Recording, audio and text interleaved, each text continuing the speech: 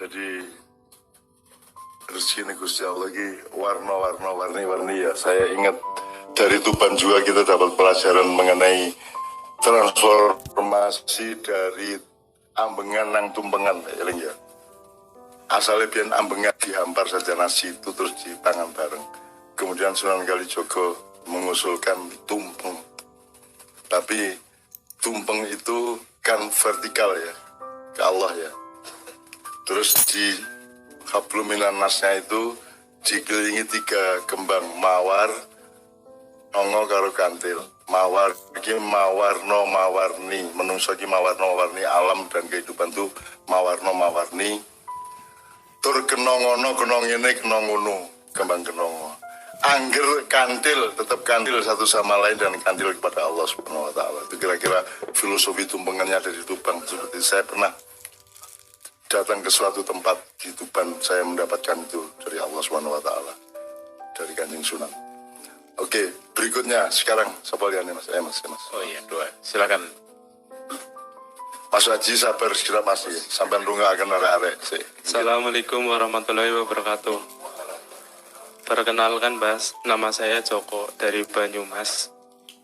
Saya baru kali ini Mbah, mau cepat syafaat. Saya kesini mencari cahaya sejati Mbah.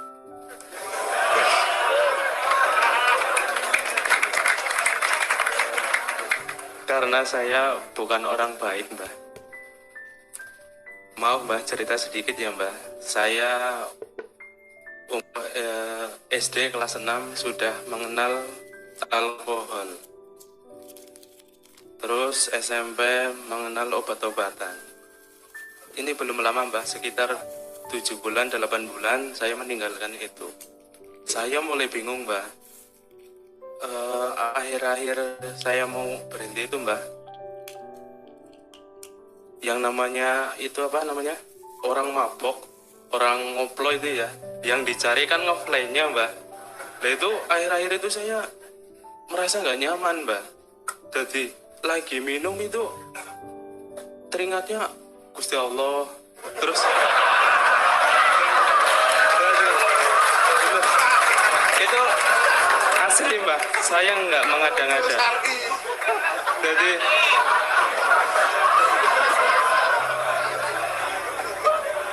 ingatnya dosa, ingatnya kematian, kan jadi nggak nyaman Mbak. Kayak gitu. Yang dicari ngefly tapi malah takut nggak nyaman. Terus saya berusaha meninggalkan itu ya Mbak.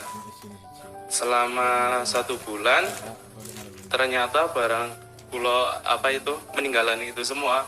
Ternyata banyak yang nggak suka sama saya Mbak. Nggak sukanya masalahnya selama itu saya kan nggak sadar apa yang saya perbuat karena itu terpengaruh obat-obatan terlarang. Jadi saya mau terjun lagi rasanya sudah nggak nyaman karena takut dosa, teringat Gusti Allah.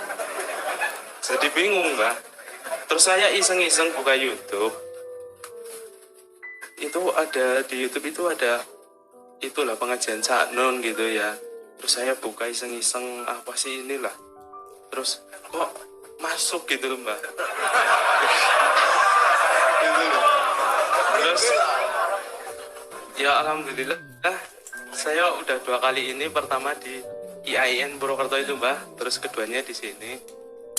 Terus intinya saya itu Mbak. Itu sebentar Mbak. Agak lupa Mbak karena terpengaruh itu obat-obatan udah lama sih.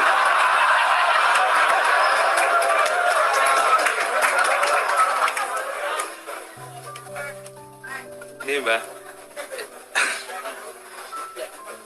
Kulo kepingin paham Mbak kados jenengan tentang kehidupan yang sejati. Sesudah paham, saya pengen menjalani dengan baik dan benar Mbak. Terus yang terakhir, saya minta doa yang ikhlas dari jenengan Mbah, nggo bakal kula tengah jenengan.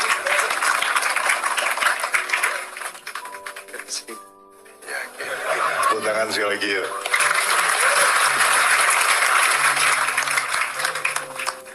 Muzamil tolong bantuin saya. Menurut keawaman pikiran kita, dia itu mabuk aja sama Allah dipergoi kan gitu kan.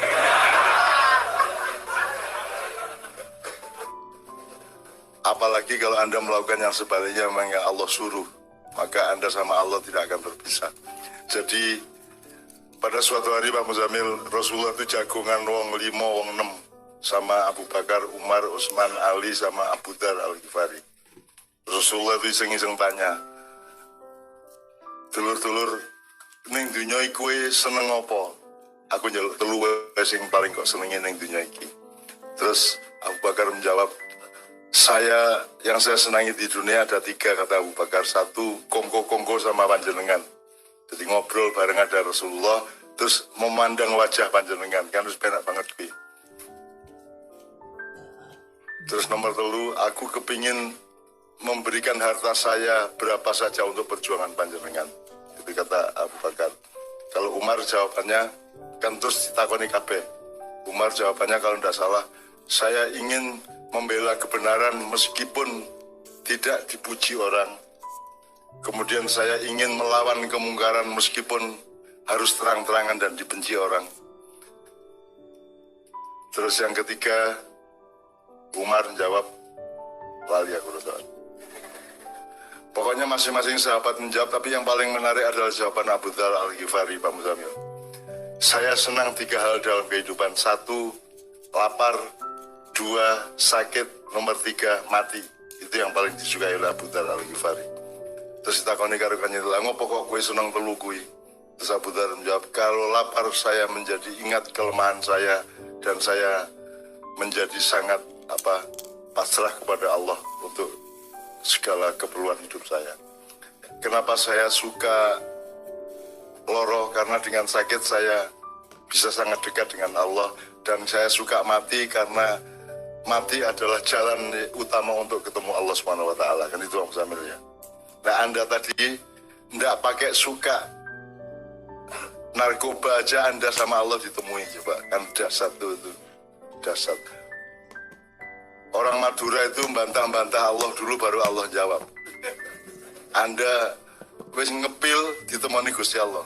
Ngepil malah kelingan Gusti Allah, apik banget ki, apik banget ki. Gue nek cara cah-cah kan, ya ngepil terus ben ketemu Gusti Allah terus.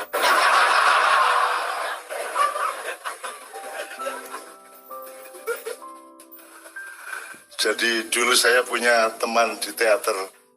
Kita dulu pernah mementaskan judul satu teater agak besar namanya Geger Wong Oyak Macan.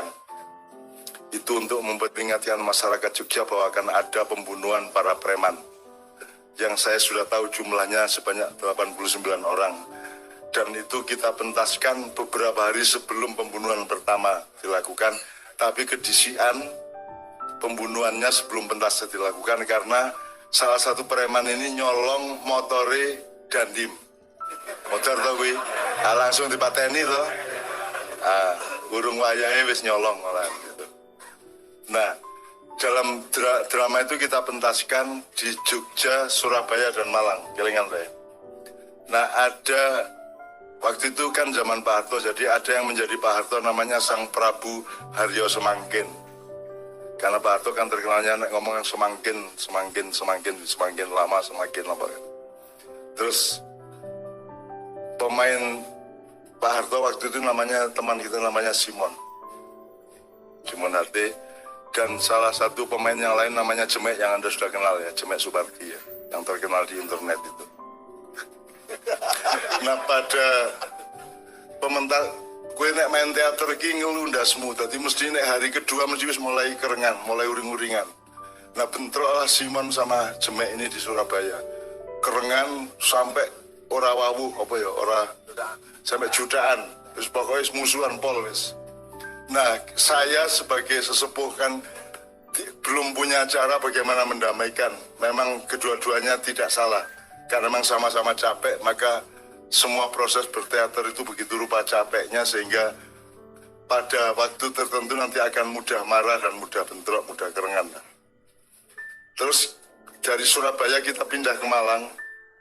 Ternyata Allah itu ya kayak kaya nang kuwi.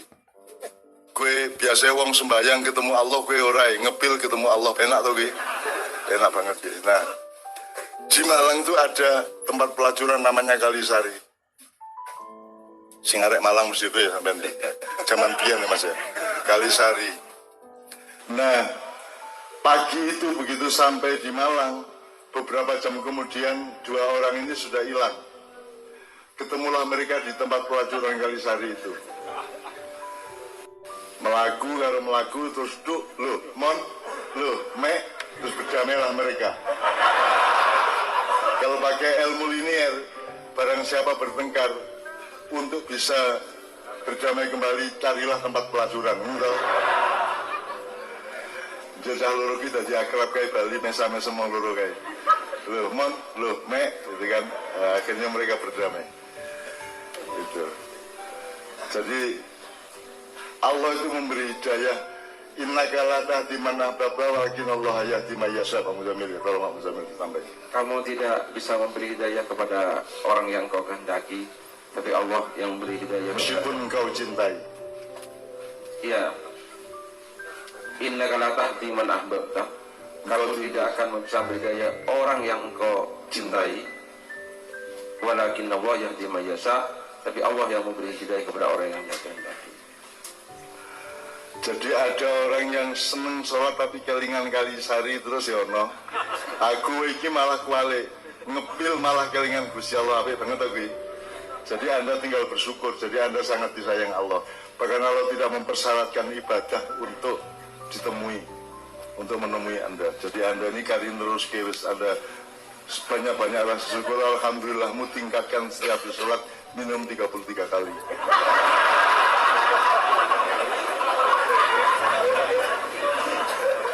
Lagi ya coba obat-obatan toh, maksudnya apa dikolkin, kotrek,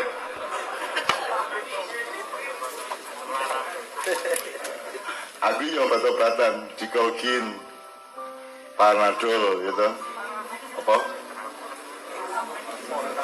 Aku malah ratau kelingan Gusti Allah yang memberi dikolkin ki, kowe narkoba malah kelingan Gusti Allah, berarti itu walakin Allah yahdi man yasha, tapi Allah memberi petunjuk kepada siapa saja yang dia kehendaki, dan tidak ada rumusnya siapa yang dikehendaki oleh Allah, tidak bisa diteliti, tidak bisa dirumuskan, dan Anda tiba-tiba ada di situ.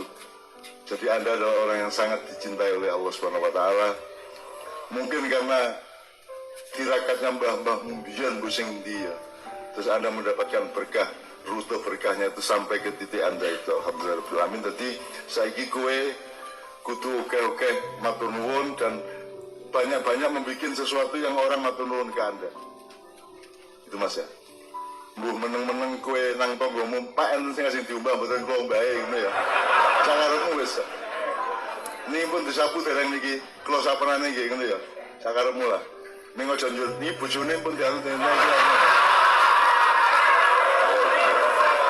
Jadi kalau logikanya Pak Muzamil, banyak-banyaklah bersyukur kepada Allah dan perbanyaklah perbuatan yang membuat orang berterima kasih kepada Anda. Kira-kira seperti itu Mas. Itu cahaya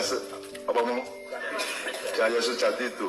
Cahaya sejati adalah pancaran cahaya yang terpuji, dan yang memuji adalah Allah sendiri. Jadi kalau Anda berbuat hal yang membuat orang terima kasih kepada Anda, merasa Anda berjasa dan berutang budi kepada Anda, itulah sebaik-baiknya cahaya. Karena cahaya itu kan dia juga benda, dia juga simbol. Jadi namanya ndelok bocah ayu cahaya tuh ya. Ya tahu cahaya tuh Mas. Jadi cahaya itu bisa simbolik, bisa juga benar-benar cahaya. Jadi mulane wong nek raine seneng kan sumringah, berarti sumringah itu artinya memancarkan cahaya dari wajahnya, kira-kira gitu ya.